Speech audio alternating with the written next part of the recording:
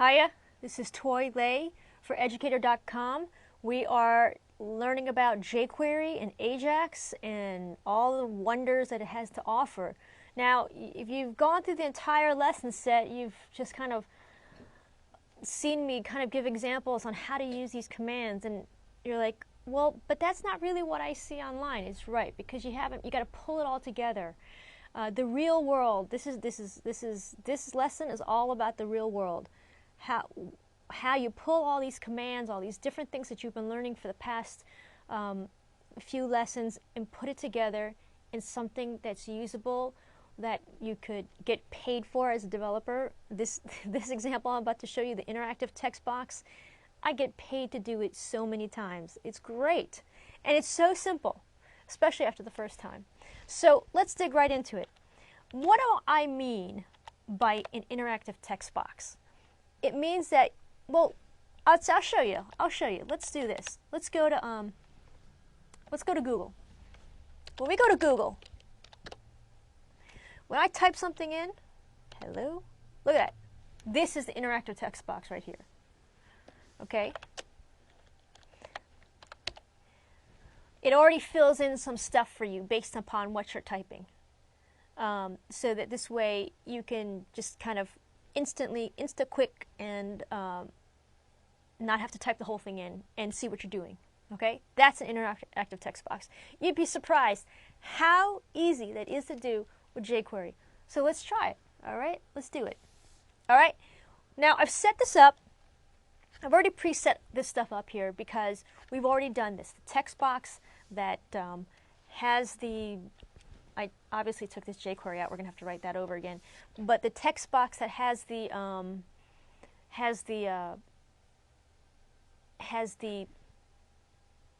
instigation of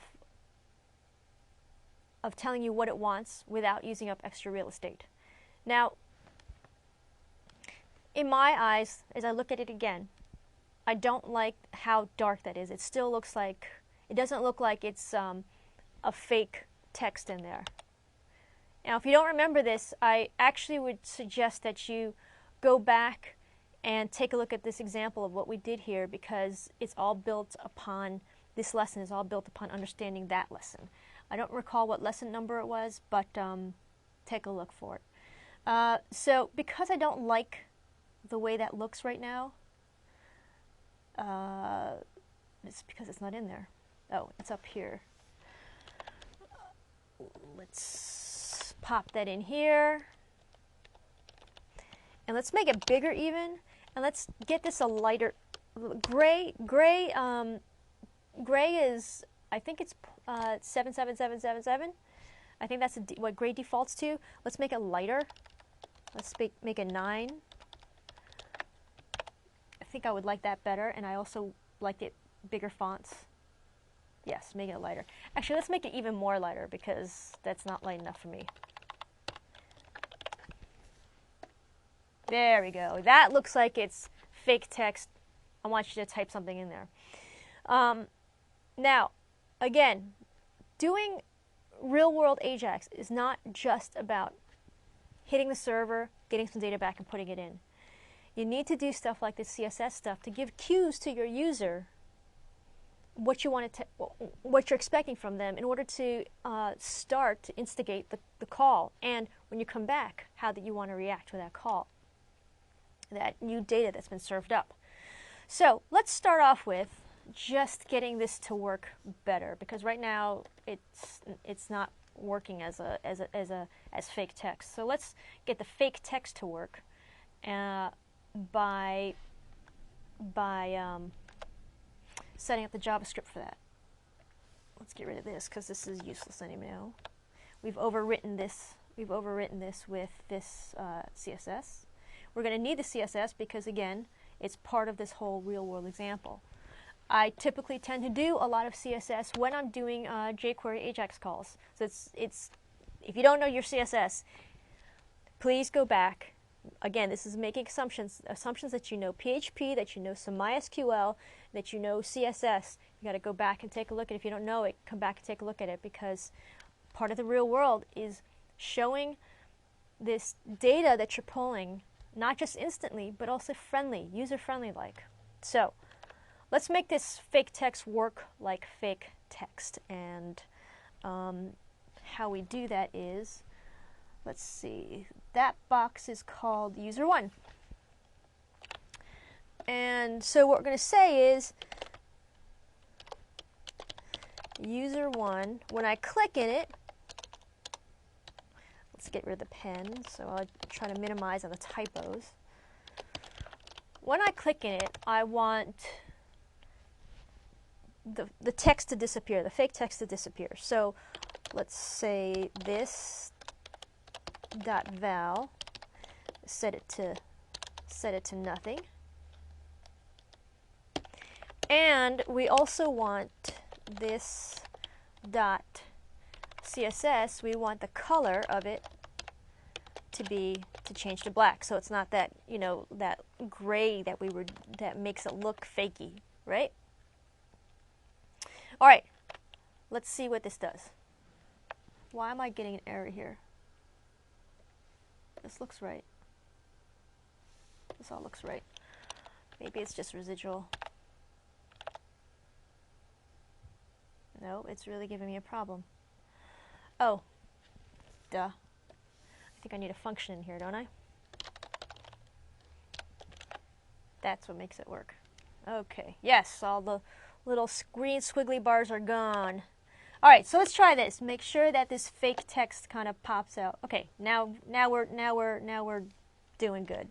Okay, so we're going to keep using this data that I've been using over and over and over again because I am not very good at creating fake data. So I just keep using this database that we have been using for the past few lessons. And once again, we're back to the users. We've got users in here with their username, their email, their phone number, and whether or not they're active. Okay? And just so that we know that we're pulling in the right data, I'm just going to make sure all the data shows up in here. Okay? So now this is not something, of course, that you would do in a normal page. I'm just doing this to make it easy so you can see that you and we can both verify that the data that we're coming back when we're going to do our interactive text box is correct. And I don't have to keep flipping back and forth pages. So this area here is called the grid. Boy, really brilliant naming conventions, aren't we? Okay, so on load up, first things first, let's load up the grid with pound grid. Let's load up the grid with all the data from the database, just so we can see it, okay?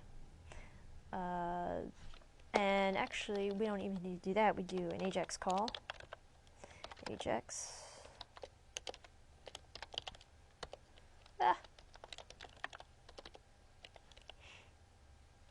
Did I mess this up already? Oh, yes. There we go. That's right. Stuff I like to do all the time before send. Set it up with a spinner so that I know I'm not going crazy.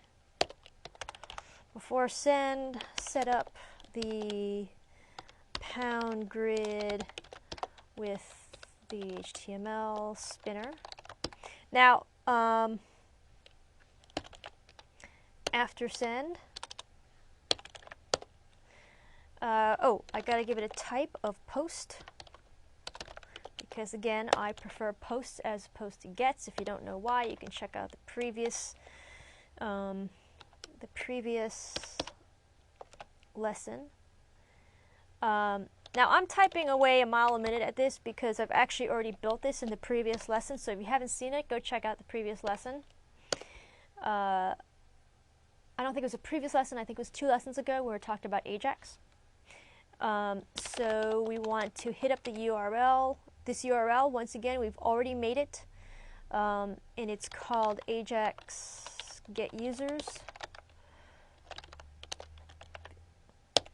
If you're not familiar with it, you might just want to go hit back that lesson and just kind of familiarize you with it. All it does is return all the users in the database into that one area, which is controlled by the success parameter.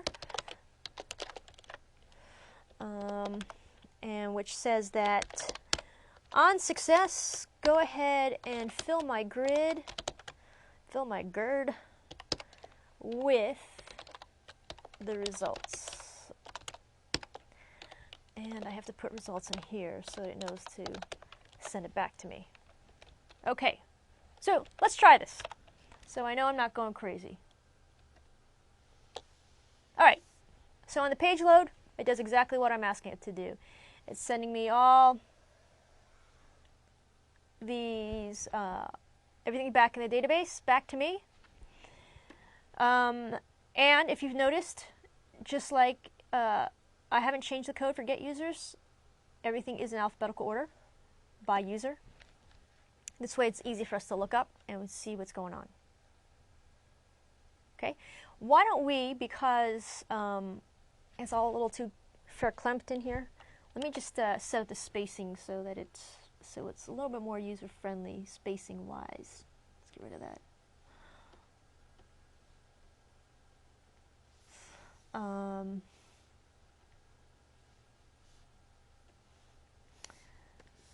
Let's pop this out to 70. Let's give this 120. Let's give this 250 because we have a lot of real estate we might as well, right? The phone number is also a little cramped, and active is 50. Let's try this again. Yeah, it's a little bit better, but not better enough. Let's give it a more. User ID, let's give it 90. User 150. Email 300. Phone 180. Active is 70. Is it actually doing anything? Doesn't feel like it's doing anything. I think we might have to live with that.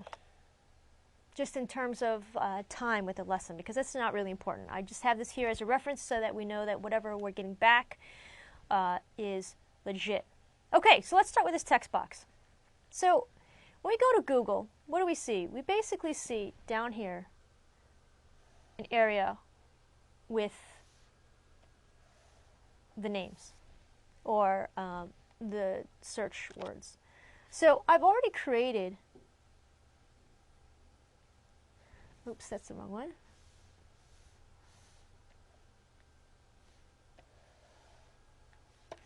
I've already created an area here, this drop-down area called drop-down. All right?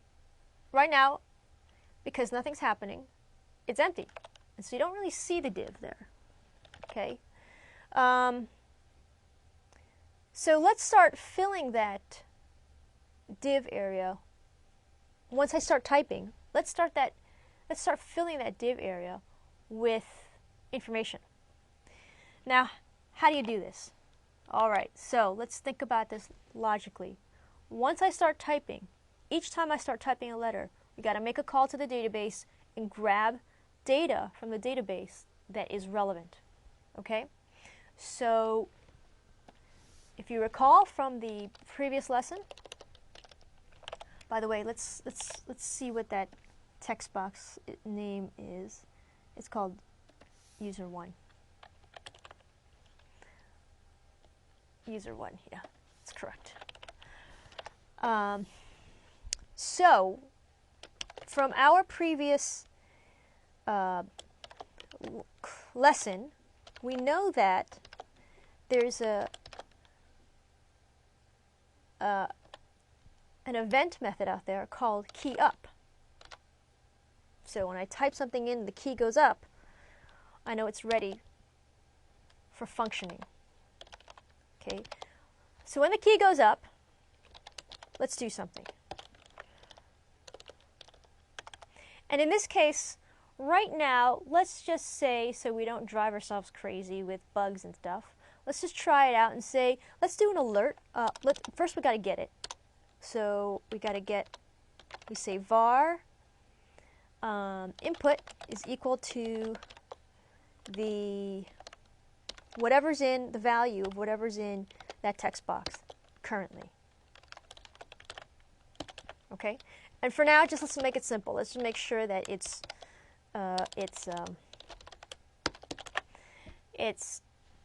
we're getting the right value. So we don't drive ourselves crazy here. Okay, so here we are. Let's type something in, J. Perfect. My key got up. It returned me back the J. I type it again. Awesome. So we know that whole mechanism is working. So now that we got that mechanism, all we have to do really is do an AJAX call. So let's get rid of that, and let's do an AJAX call. So AJAX.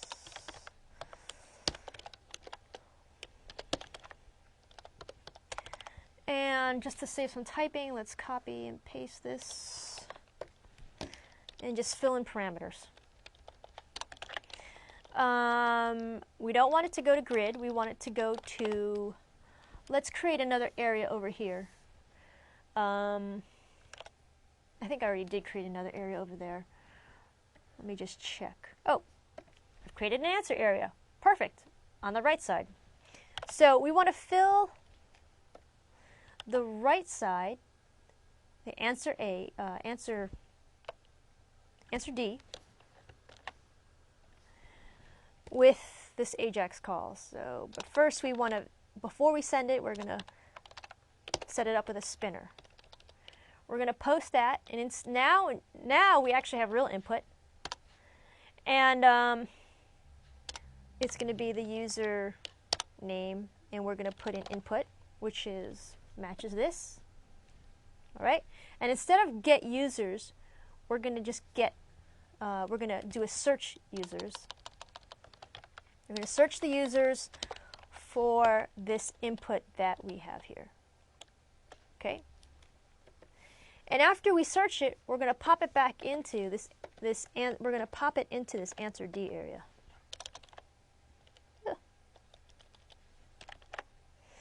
All right. So that's the AJAX mechanism. Now we have to actually go write the search users stuff. So let's do this. Let's create a new, add new item. And once again, it's full of stuff. And let's get rid of all this. Save it and rename it to search users.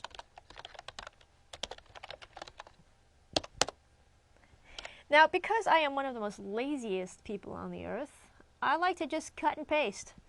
So I know that this mechanism worked before, get users. We're going to copy all that. And, nope. We're going to copy all that and pop it in here. For some reason it didn't copy. Copy. Pop it all in here.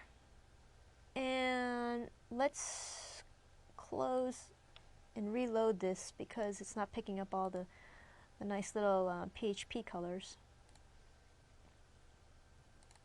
Ah, there goes PHP colors. Okay.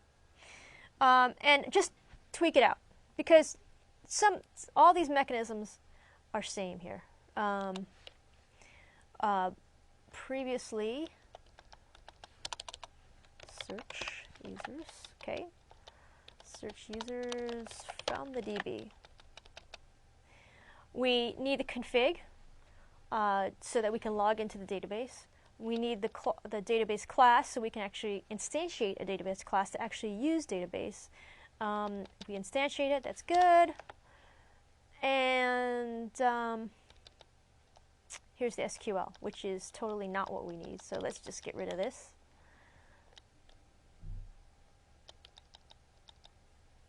Actually, we do need most of this, except we're just going to make it more direct from user, order by user.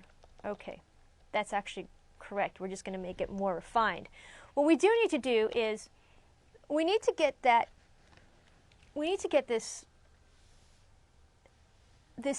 input, okay, which is sent by post under the guise of U.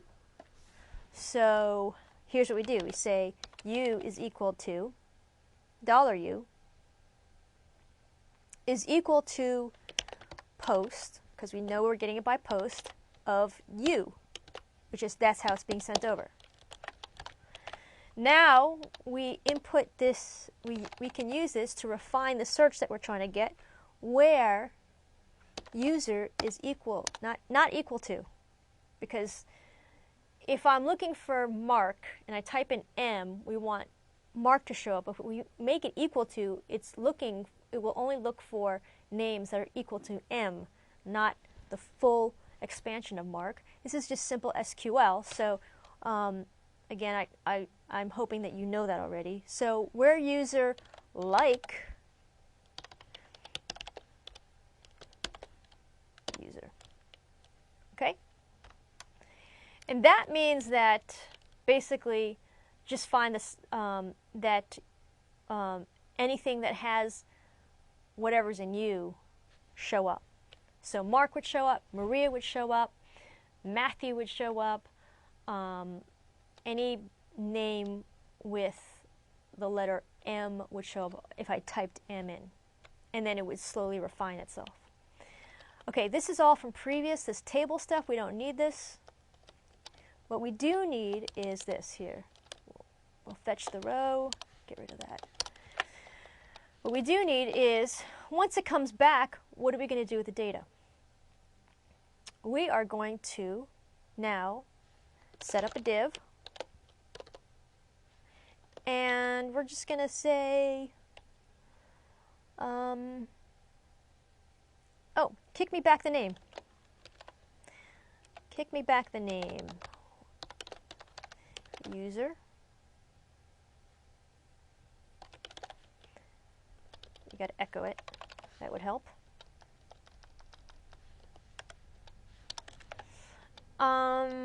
Just so I know I'm not crazy, let's give me the email as well. So I have some useful information.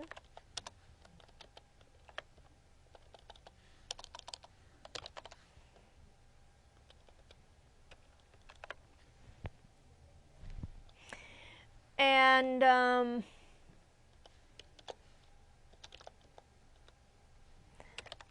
if they have a phone number, just type it in there as well. Might as well use all the data. All right, one other thing. I only want the active ones. You know why? Because when I'm a user, the only ones that I'm interested in are the active records. So let's start off with this. Active equals 1 and user like input. All right, so let's see what this looks like.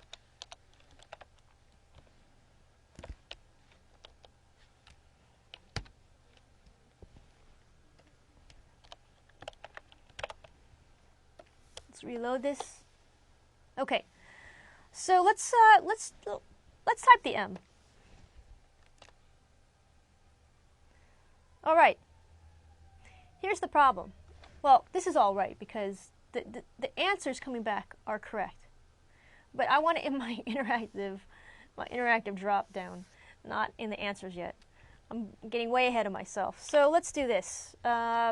First of all, this is wrong. This goes back to drop down D, and this answer, while it is useful in the future, is not useful now because all I want are names. So let's get rid of this. And let's see what that does. Pop. Perfect. It's in the area that we want it. It just doesn't look right. It doesn't look like it's an interactive drop-down. Well, that has nothing to do with jQuery. It's everything to do with CSS. So let's CSS this out. Okay. Once again, we do a lot of CSS to make this look like it's, we fake it out. So I know it's drop down D. I'm going to border it out.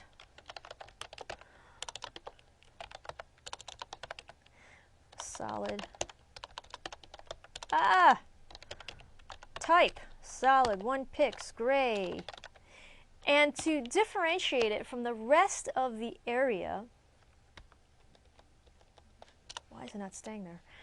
I'm going to change the background color so it looks like it is a drop down. Let's make the background color, I think this will work. I think I use this one a lot. Let's take a look at what that does now. It gives me a line, out of control line, but let's just make sure it works. There we go. Now it's starting to look like something. Let's shape this now. Because I like my big fat letters, let's get the big fat letters to match. Let's say that everything in the drop down is the font size is going to match the font size up here. And we want to pad it out because right now it looks cramped off to the side there.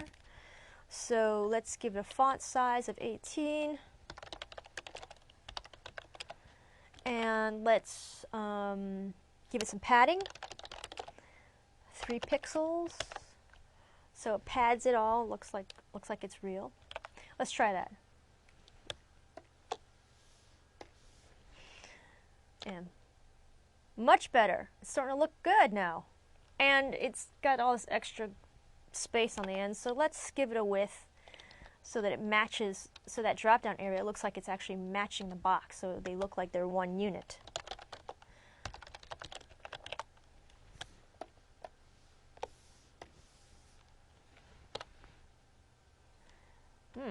Didn't make it happen, did it?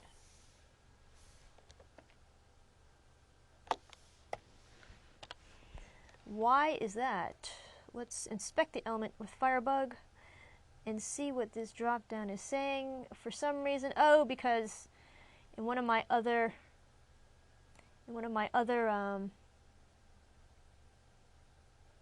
CSS, it's popping it in as 400 pics. So let's make this important so that this takes the rule. This takes the precedence. It's still not doing. Did I spelled it wrong? Okay, that's good. It's just a little long. I think maybe 192 might do it. Yeah. Okay.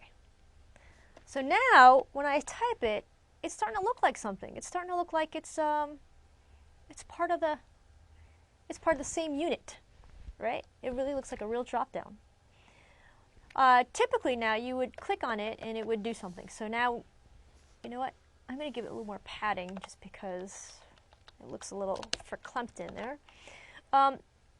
Now we have to get the click mechanism to work. So that means we go back here and we set them up as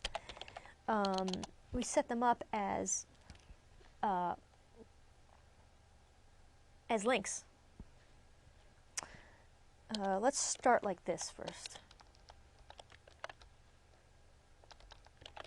All right, we have to give them a class because this way we can actually know what we're doing. We know what we're calling. Darn it, it really likes to do that, so I guess I'm going to do this. Give it a class of user ID, link A, and now we're going to give it an attribute because we need to know when we send this information back. We need to know which ID we're talking about. Just giving the username doesn't help. What if I have a username that's a duplicate? There's lots of Marias out there. There's lots of Marks out there. We need something unique. So we're going to put in the user ID, which is here. So let's see what this looks like. All right. So now if I look at here, yeah, it's starting to link up. Isn't that hot? Okay. So if we look at this stuff here,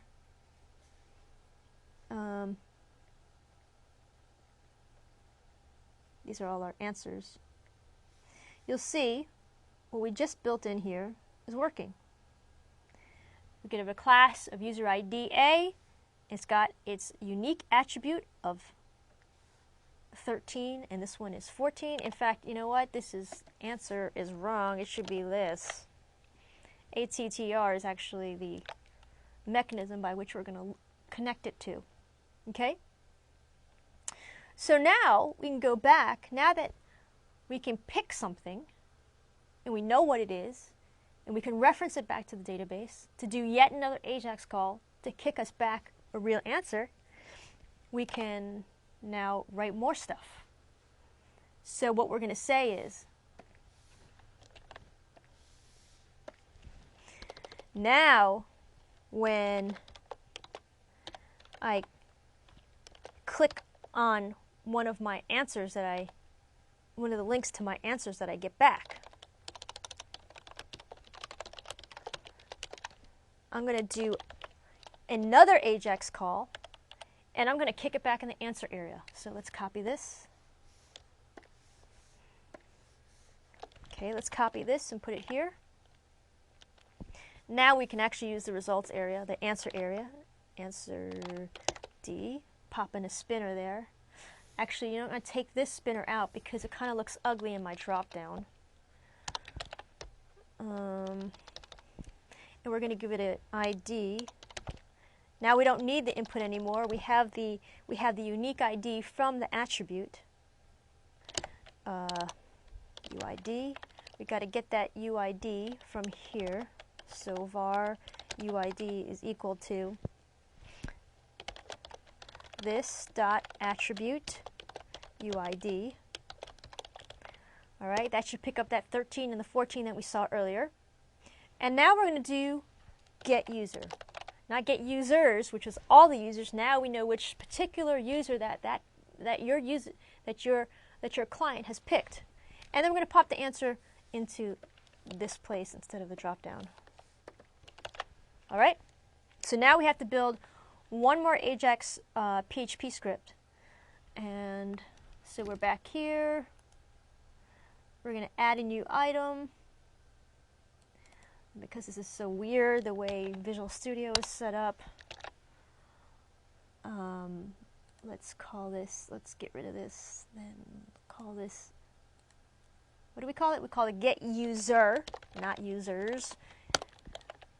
Yes, and let's copy everything.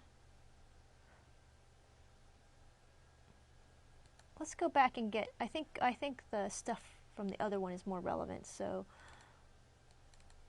let's get all the stuff from get users and put it here.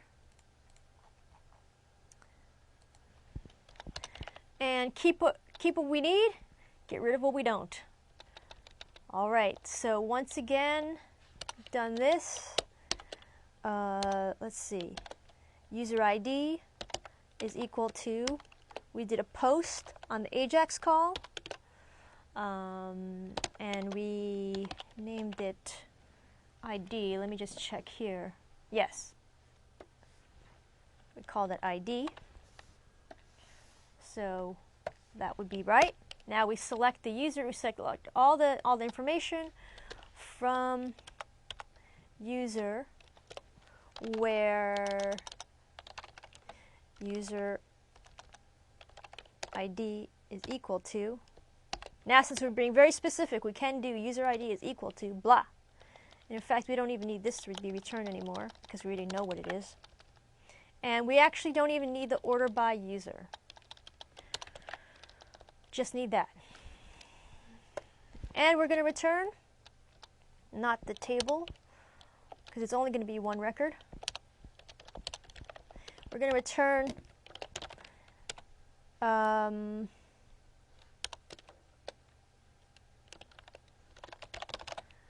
the user's name and whatever relevant information we want to put in there. So row, let's get the name in there first. And now we can do all that stuff I was trying to do earlier. Let's see this. Email. And let's format it just a little, just to make it look, make an attempt to make it look nicer. And put the phone in there.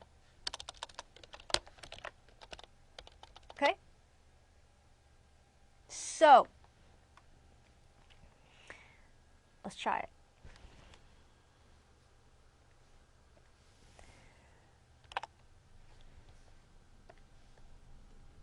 And in fact, I'm going to type the word C. Now, if you notice, Charlie doesn't show up. But that's because the active is not on. Remember, we wrote that query. We only want to see the active people. So cool. Let's pick one of these. Craig, does it show up? No, it doesn't show up. So let's go back to our best friend, Firebug, and see what's up. All right. It means that it's not, the AJAX mechanism is not actually picking up here. Now, why is that? So let's inspect this element. It is called UIDA, class UIDA. All right. Let's just make sure that this is working first by doing this. Okay. So if I click on that, if I click on any of those names, it should pop up an alert. No, it doesn't. It means that this is not working. This is not picking up. Ah, and I know why. If you remember back to a previous course, we talked about live and on. This is an excellent example of when you should be using live. Because all this stuff is being, this file is being loaded up right after the whole page has loaded up. So, but the data that's coming in here is being loaded after the whole page is loaded, after all the jQuery stuff. So now you have to use live or on so that the event will bubble up properly. You can review that lesson if you want. It's a good lesson. So let's see if this is popping up. Ah, there we go. And maybe something should happen. Awesome. All right. So let's get rid of that alert. Otherwise, it's going to drive me crazy. And now, stuff is working. But now it just kind of looks a little bit not human yet. We have to take care of some stuff to kind of make it look human. First of all, let's get this down here so it's not off in outer space way on the right side that no one's looking at. So let's CSS it out so that it looks nice also, or looks respectable at least, just looks like it's part of the family. And I'm going to keep it simple because, again, I am not a designer. I just wanted to make it look like it's all part of the same unit. It's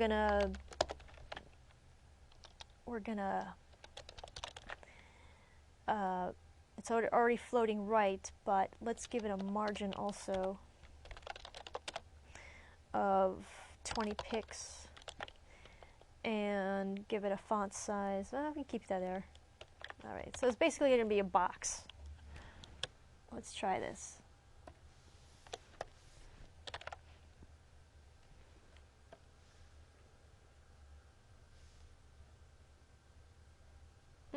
It's not working.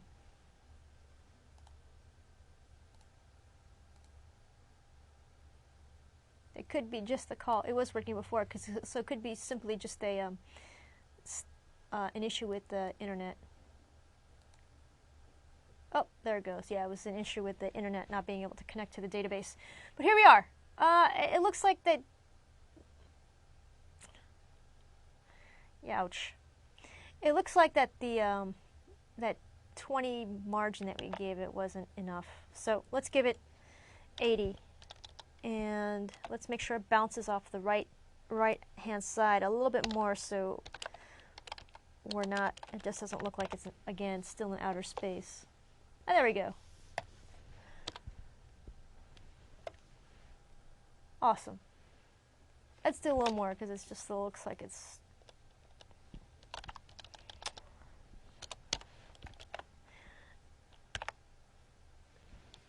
not part of the family here. All right. Looking better. Okay. All right, so there's still a couple issues here. One, we see this and we see this, that these are remnants of the fact that they've got padding and bordering and stuff, CSS. So, and it also looks like this is a little too long, so let's fix this. Let's get rid of this and fix this, see if that actually works better. Looks like it's more like 188. Yep, that looks a lot better. And basically what we're going to do is we're going to make these invisible, make those areas invisible upon startup. So that belongs all the way up here. My default set default start defaults. Get my English together so that it makes more sense. Start defaults. We're going to turn off the drop down area.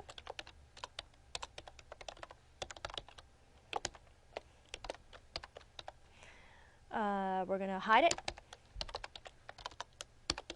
We're also going to hide the answer area.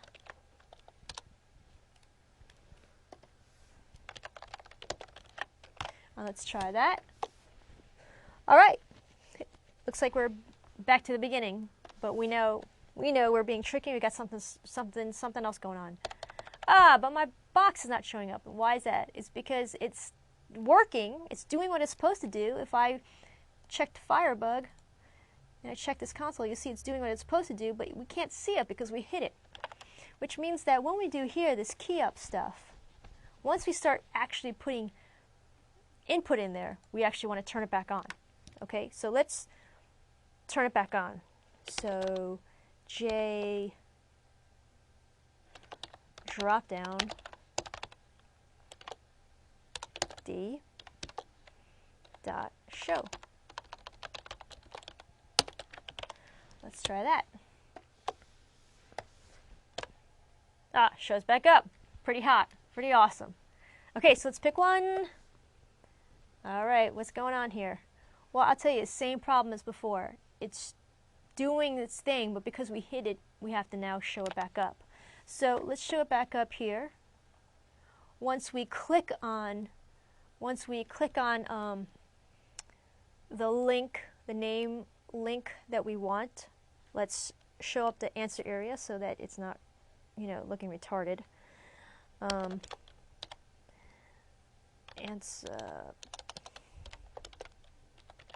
Answer D, turn it back on.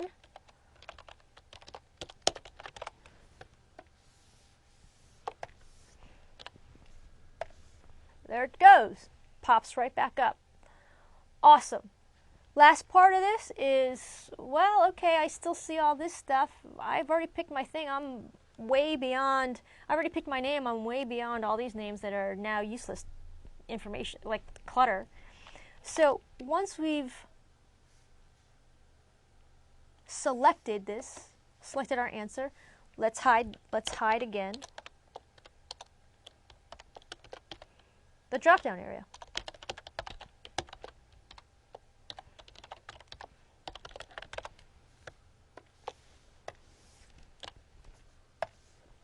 There you go.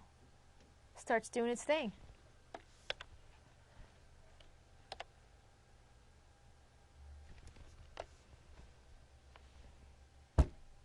Pretty simple.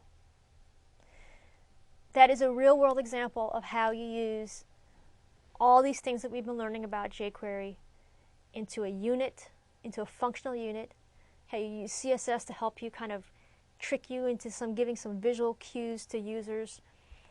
Now